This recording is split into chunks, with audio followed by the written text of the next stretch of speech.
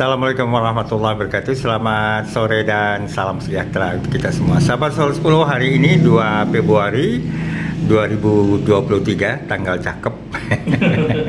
Saya masih bersama Dr. Hairul Bahri, Kabid P2P, Dinas Kesehatan Kabupaten Ketapang. Nah, sahabat Sol 10, pagi tadi barusan saja ada kegiatan penyuluhan untuk vaksinasi campak di Puskesmas Tuan-Tuan. Nah, saya ingin mengetahui lebih jauh sebenarnya seperti apa sih campak ini, kondisinya di Ketapang, khususnya di layanan Puskesmas Tuan-Tuan. Nah, Pak Hairul, ya, seperti apa khusus untuk mungkin ya di Ketapang ini, seperti apa sih anak-anak yang terserang campak ini? Ya, makasih Pak Yasmin. Betul, tadi kita ada sosialisasi edukasi ya di Puskesmas Tuan-Tuan di Kecamatan Benua Kayong. Di situ kita juga bersama dengan Dr. Darmadi, spesialis anak. Nah, kemudian pesertanya adalah para ibu-ibu, orang tua yang memiliki anak-anak balita lah ya, yang belum dicampak juga vaksin, karena ada itu yang harus divaksin. Nah, situasinya penyakit campak yang ada di Kabupaten Ketapang lumayan meningkat juga ini di beberapa wilayah kecamatan. Ya, salah satunya memang agak naik sedikit nih, lumayan.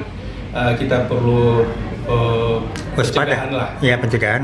Untuk mengantisipasi itu ada di Kecamatan Benua Kayong. Nah, kasusnya ada di situ, maka kita pun tadi melakukan kegiatan tersebut. Nah, seperti itu, Pak. Oh gitu. Sebenarnya penyakit campak ini kan kalau dalam bahasa kampungnya itu gerumut ya. Gerumut. Ya, gerumut. Nah, itu disebabkan apa sih sebenarnya, Dok? Virus. Jadi paramyxovirus ya, atau virus campak. Ya, dia penyebabnya ini sangat menular, ya, infeksius dan menular.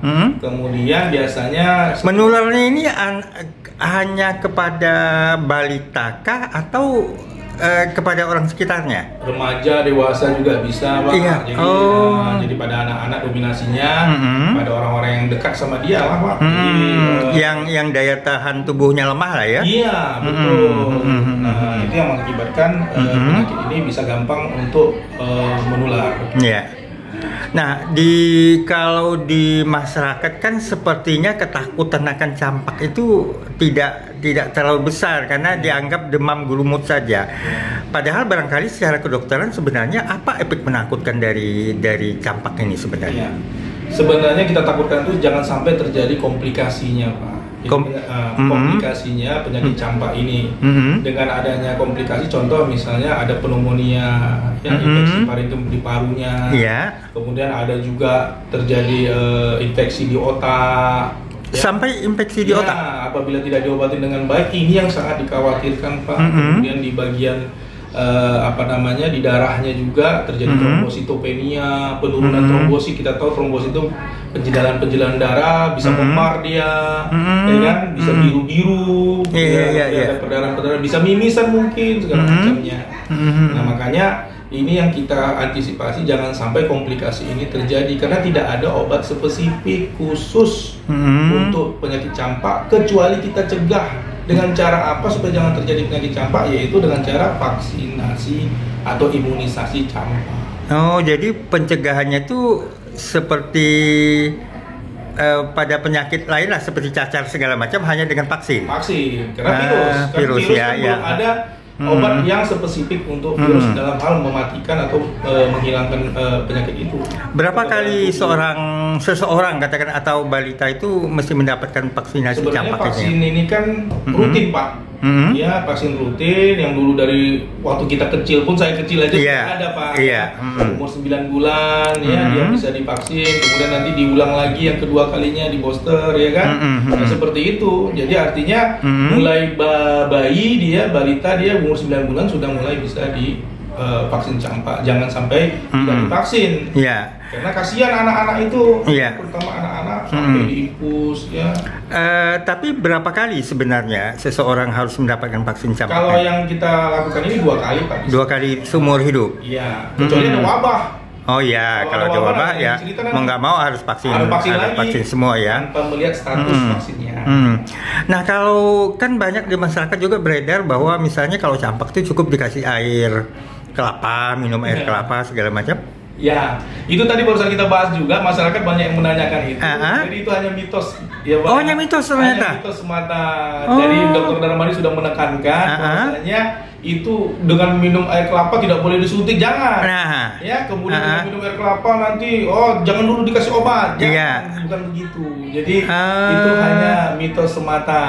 Jadi mengobati campak dengan air kelapa itu hanya mitos. Ya, bukan berarti tidak boleh. Tapi jangan semata-mata karena mengandalkan air kelapa itu. Iya, betul. Mengandalkan air kelapa itu maksudnya nanti campak ini akan hilang. Padahal penyakit campak itu ya bisa dicegah dengan cara imunisasi atau ya setelah simptomatik lah. Setelah imunisasi mungkin peningkatan daya tahan tubuh dengan asupan gizi yang baik. Kalau gizi baik juga pada anak tapi tidak diimunisasi, tetap resiko terkena juga bisa. Terus katanya nggak boleh mandi misalnya. Boleh mandi Pak. Cuma kan lihat situasi kondisi anaknya juga. Iya. Kalau demam kuat kan. Boleh mandi Pak. Karena nanti kalau nggak mandi infeksi Pak. Iya. Banyak kuman, banyak virus. Karena itu mitos yang berkembang di masyarakat seperti itu kan. Kalau kita lihat. Yang perlu kami kemarin tadi barusan Pak Yasmin kita sosialisasi dan edukasi kepada masyarakat. Hari ini adalah di Kecamatan Bunau Kayong. Iya. Jadi mana yang mitos-mitos itu kita beritahu lah, luruskan. Ya. Jangan sampai terfokus kepada itu. Nah, mungkin kalau kan dia ada ruam ya, ada bintik-bintik. Itu apakah gejala misalnya itu sebenarnya persoalan darah? Tanda. Ya 4 hari setelah dia terserang, dari infeksi dia, demam dia, 4 hari itu biasanya muncul ruam karena seperti itu udah mulai. Biasanya khas ruamnya itu. Kadang-kadang kita sulit juga ini biduran, alergi atau apa kan? Disitulah yang kadang-kadang membingungkan pada ibu-ibu bapak-bapak juga. Tapi biasanya kan disertai demam yang cukup tinggi kadang-kadang. Demam tinggi. Ruam itu tadi memang. Iya.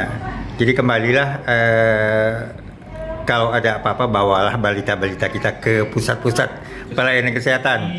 Mumpung dan sekarang pun kan gratis semua sih. Alhamdulillah pemerintah gratis semua, jangan sampai bayar. Iya kan? Tidak ada vaksin sampai sekarang, yang ada program rutin loh ya. Iya. Artinya program rutin vaksin campak ini juga gratis. Didapatkan di puskesmas ya. Nah ini barangkali yang cukup penting juga buat masyarakat. Karena kalau berbayar dan misalnya seperti meningitis ya, untuk orang pergi haji kan cukup mahal juga ya. Berarti sudah menyiapkan itu Pak. Penyakit ini rata-rata hanya bisa dikendalikan dengan imunisasi. Berharap masyarakat Kabupaten Ketapang, yuk jangan khawatir, jangan takut. Terutama mungkin yang di Bunau Kayong karena kasusnya cukup tinggi. Kita berupaya untuk menurunkan kasus ini Pak. Kita sudah sepakat tadi ada Forkompicam juga, ada Pak Camat. Forkompicam ini datang juga. Pak Camat ada tadi Pak. Pak Camat Bunau Kayong ada ya. Arahan juga kepada pihak pendukung agar Bunau Kayong itu turunlah kasusnya ini. Kasus campaknya ya. Dari campak. Dan karena ini menular melalui udara cukup serem juga sebenarnya. Airborne juga. Ingat jadi COVID ya Pak ya? Iya. Pak Hairul, terima kasih atas bincang-bincangnya. Semoga ini saya yakin dapat bermanfaat untuk masyarakat Ketapang. Yasmin Umar untuk Sorot 10.